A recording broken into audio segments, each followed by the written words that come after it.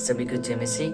मैं आशीष कुमार मसीह प्रभु यीशु मसीह के मेठ और मधुर नाम में आप सभी लोगों का स्वागत करते हैं और उम्मीद करते हैं कि आप सारे लोग बहुत अच्छे होंगे और निरंतर परमेश्वर की महिमा में बढ़ रहे होंगे। मेरे प्रियो, अक्सर हम लोग देखें तो हम लोग क्या करते रहते हैं, निरंतर परमेश्वर की महिमा करते रहते हैं। सुबह शाम दोपहर हमेशा परमेश्वर को महिमा हम लोग देते रहते हैं। लेकिन कभी कभी क्या हो जाता है कि ऐसा करने के बावजूद भी क्या होता है कि हमारे जीवन में समस्याएं आ जाती हैं और हम लोग सोचते हैं कि हम लोग परमेश्वर को महिमा दे रहे हैं हमेशा और उपवास भी रखते हैं, प्रार्थना भी निरंतर कर रहे हैं, लेकिन फिर भी हमारे जीवन में समस्याएं क्यों आ जा रही हैं। तो मेरे प्रिय, जैसा कि परमेश्वर का वचन यशायाह उसके 45 अध्याय और उसके 7 पद में इस प्रकार से लिखा है।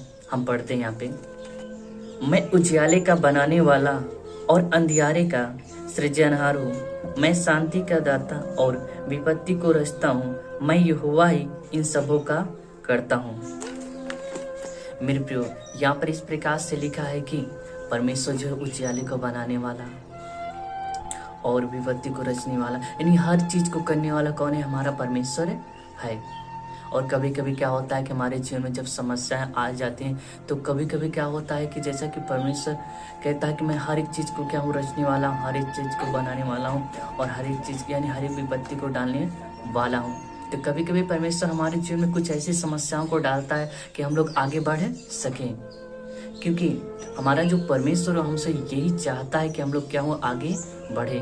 और जब हमारे जीवन में क्या होता है समस्याएं, तो हम लोग सोचते रहते हैं कि हम लोग परमेश्वर की महिमा कर रहे हैं, स्तुति कर रहे हैं, आराधना कर रहे हैं, लेकिन फिर भी हमारा परमेश्वर हमारे जीवन में ऐसी समस्या क्यों ला रहा है, ऐसी समस्या क्यों आ जा रही है। और कभी कभी ऐसा होता है कि हम लोग परमेश्वर की महिमा तो कर रहे थे है निरंतर, लेकिन कभी कभी हम अपनी अभिलाषाओं के कारण, अपने सुख विलास के कारण क्या होता है, समस्या में पड़ जाते हैं। लेकिन हमारा जो परमेश्वर है उन सबसे हम लोगों को जरूर क्या करता है, बचाता है। लेकिन यदि हम लोग निरंतर परमेश्वर की महिमा कर रहे हैं, स्तुति कर रहे हैं, आराधना कर रहे हैं, यदि उस समय भी क्या होता है कि हमारे जीवन में समस्याएं आ रही, अगर हम लोग यूहन्ना रचित सुसमाचार उसके 15 अध्याय को पढ़ते हैं तो उस पर हम पाते हैं कि हमारा जो परमेश्वर है वो यही चाहता है कि जो लोग बढ़ रहे हैं उनको क्या करता है, छांटता है। क्या करता है? उनको हम लोगों के बीच से क्या करता है, छांटता है कि हम लोग और भी क्या हो, आगे बढ़े।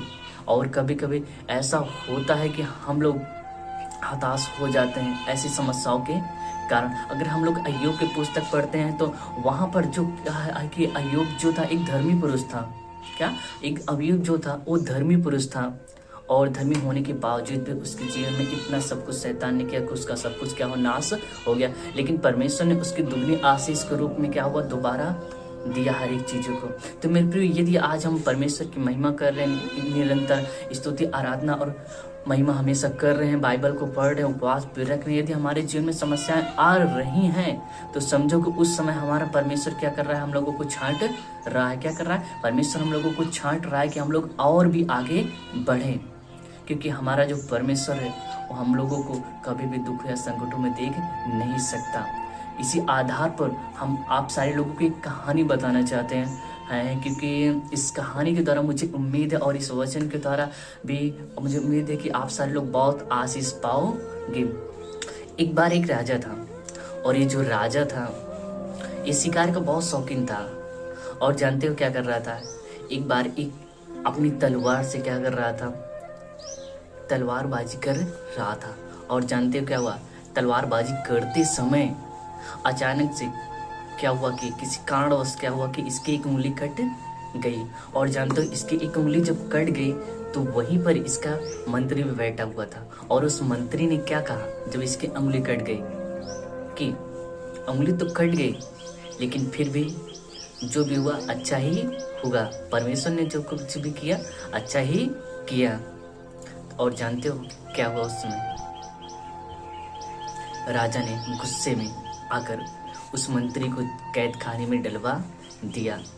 और राजा ने कहा मेरे तो उंगली कट गई, और ये कह रहा है कि जो कुछ भी हुआ अच्छा हुआ, परमेश्वर ने जो कुछ भी किया अच्छा ही किया।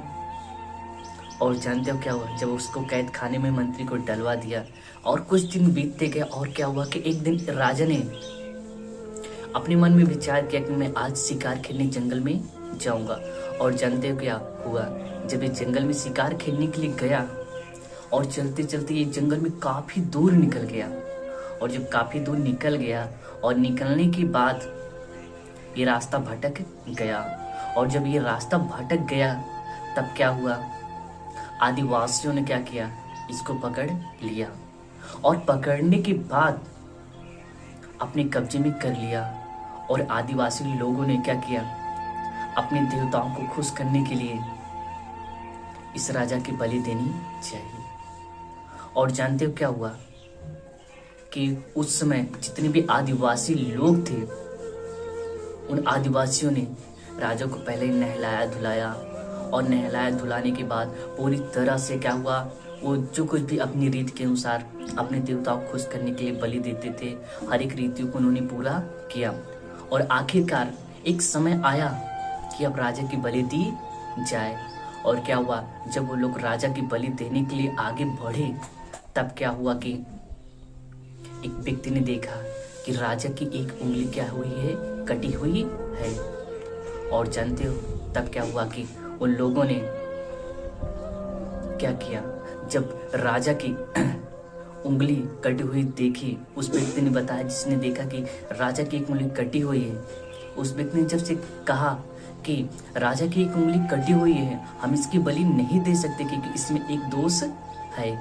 और क्या हुआ कि उसी उंगली कटी होने के कारण उन आदिवासियों ने अपने देवताओं को राजा की बलि नहीं दी, क्योंकि यदि किसी व्यक्ति में कोई दोष रहता था तो क्या होता था कि वो लोग अपने देवताओं की बलि उनको नहीं देते थे।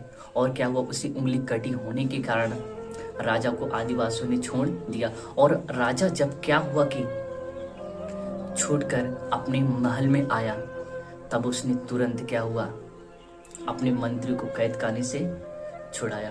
और कैद खाने छुड़ाने के बाद राजा ने मंत्री से कहा,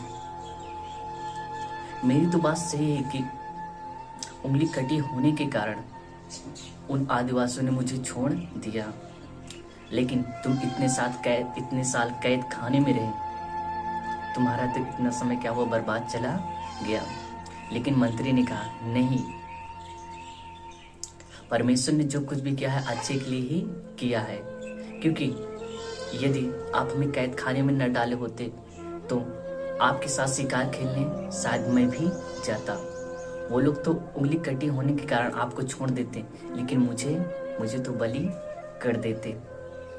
तब राजा ने भी मान लिया कि ऊपर वाला यानी परमेश्वर जो भी करता है हमारे जीवन में या हमारी लाइफ में, कहीं भी कुछ भी करता है, वो सब अच्छे के लिए ही करता है। मेरे प्रियो, यदि आज हम परमेश्वर की महिमा में बढ़ रहे हैं निरंतर, तो क्या करेगा हमारा परमेश्वर, हमको छांटेगा कि हम लोग और भी आगे बढ़े।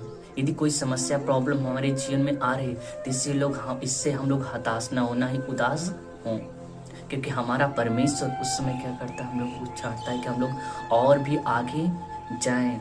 कि ऐसी समस्याओं का सामना हमारे जीवन में हम जब करते हैं तब क्या होता है कि हम लोग परमेश्वर की महिमा में आगे बढ़ते हैं। तो मेरे प्रिय, उम्मीद करते हैं कि आज के इस वचन के द्वारा परमेश्वर आप सारे लोगों को बहुत सारी आशीष देगा और आप सारे लोग परमेश्वर की महिमा में जरूर बढ़ेंगे। सभी को जय मसीह।